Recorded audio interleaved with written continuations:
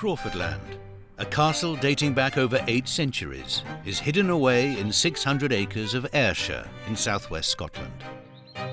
It's been home to the Crawford family since 1245, but constant maintenance of the fragile property has become a huge financial drain.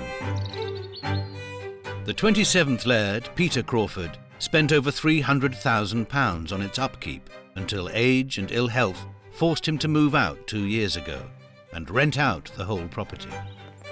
Now, in a bid to reclaim the family home, his son Simon Crawford and his wife Aditi have moved in. 30 years ago, to try and generate some much-needed income, Simon's parents divided the castle to create a separate rental property.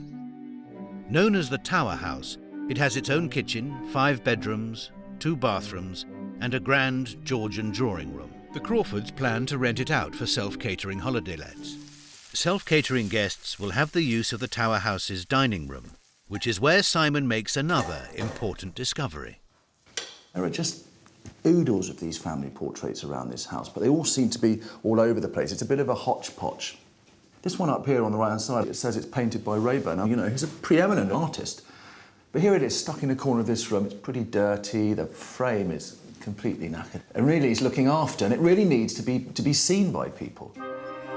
I've taken the Raeburn off the wall so we can have a good look at it on an easel upstairs. Oh, brilliant.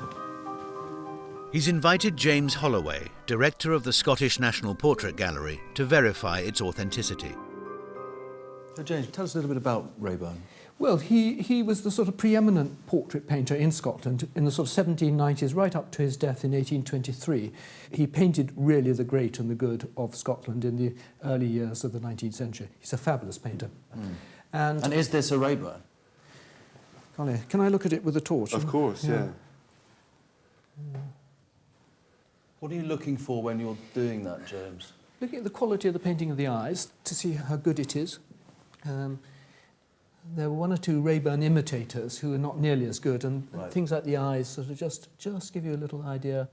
Raeburn was really deft with his use of paint, and just little flicks just animate everything.